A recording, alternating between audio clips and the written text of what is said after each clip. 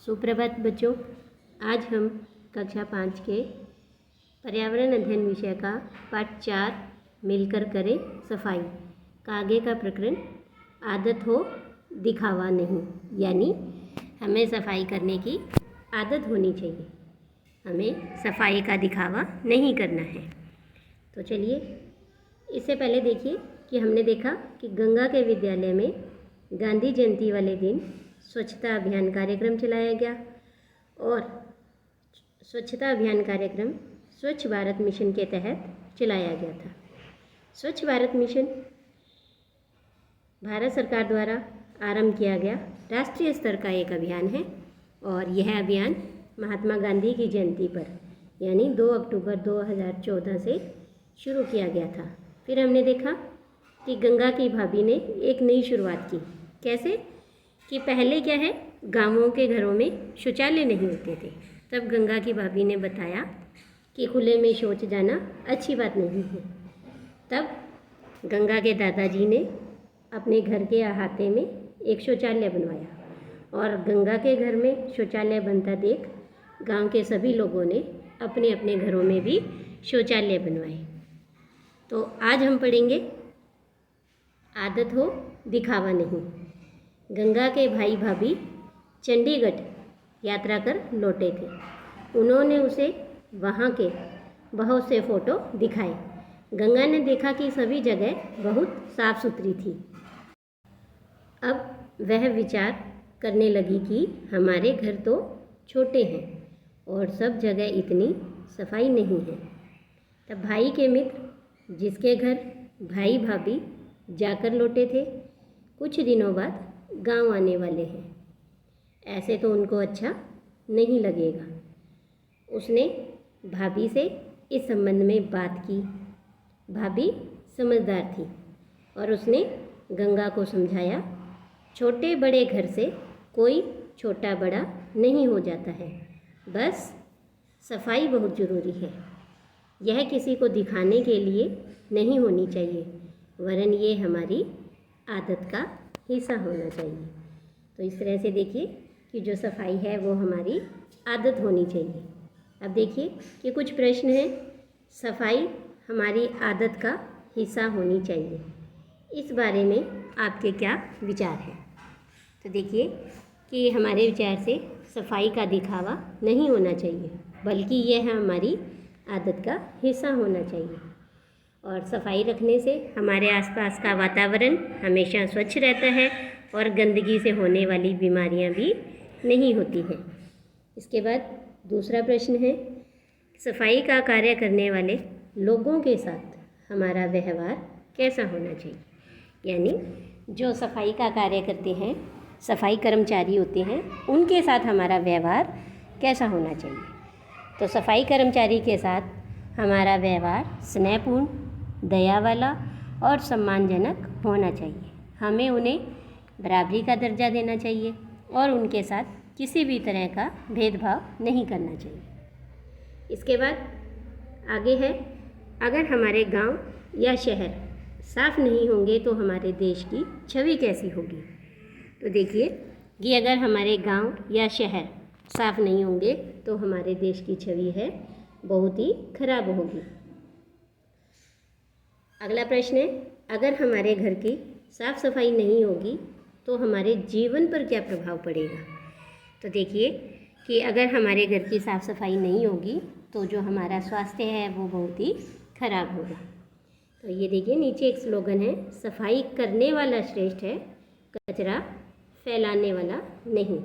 इसीलिए हमें सफाई का कार्य करने वाले लोगों के साथ अच्छा व्यवहार करना चाहिए, उन्हें हमें सम्मान देना चाहिए। इसके आगे देखिए कि भाभी के समझाने पर गंगा और उसकी सहेलियों ने सफाई को अपनी आदत बनाने के लिए कुछ संकल्प लिए। क्या क्या लिए? कि हम अपनी कक्षा में कागज़, पेंसिल के छिलके, टॉफ़ी के रैपर्स आदि नहीं फेंकेंगे। हम दीवारों पर, फर्श और फर्नीचर पर नहीं लिखेंगे और उन्हें गंदा नहीं करेंगे।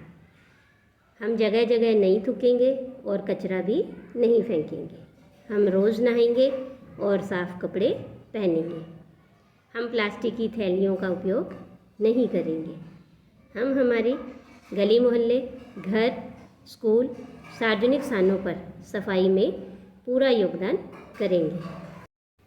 आगे जब हम बाज़ार में सब्जी, किराने का सामान आदि खरीदने जाएंगे तो कपड़े का थैला ज़रूर साथ ले जाएंगे।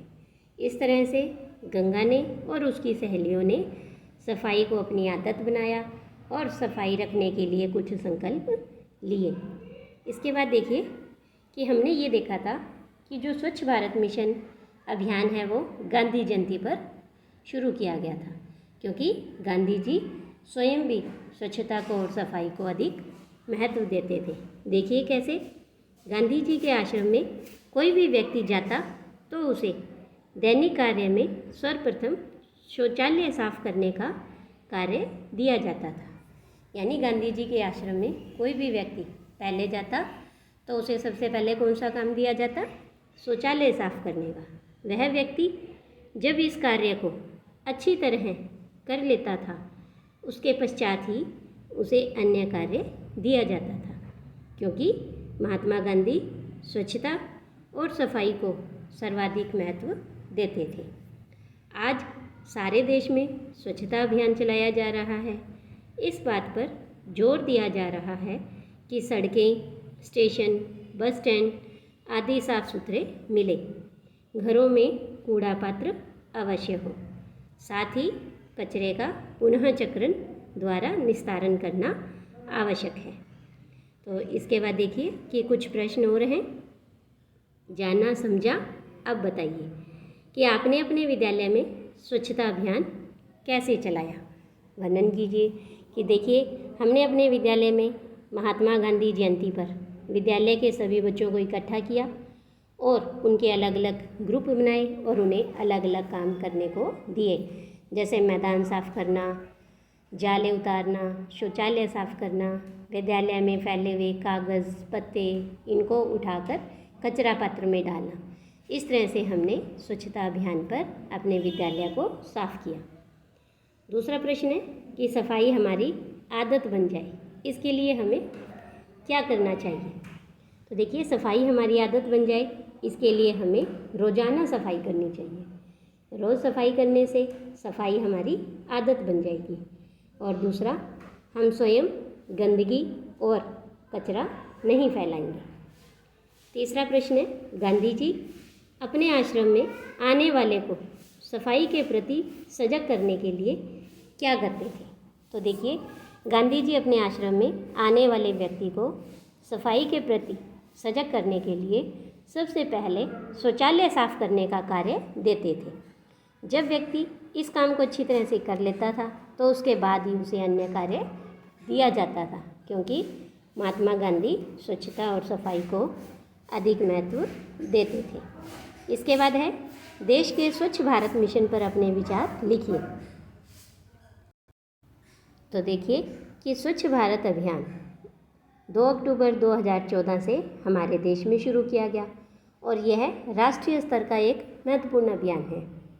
और इस अभियान के तहत भारत के लोगों को स्वच्छता अभियान से जोड़ा गया है और इस अभियान में सार्वजनिक जगहों को साफ रखने में सरकार के साथ साथ आम नागरिकों को भी जोड़ा जा रहा है। और इस अभियान का उद्देश्य है कि स्कूल, घर, गली, मोहल्ले और सार्वजनिक क्षेत्रों को साफ सुथरा रखना। तो इस तरह से हमने इस अध्याय में सीखा कि स्वस्थ रहने के लिए साफ सफाई आवश्यक है। हमें अपनी सफाई स्वयं करनी चाहिए। सफाई दिखावा नहीं बने बल्कि आदत बन जाए।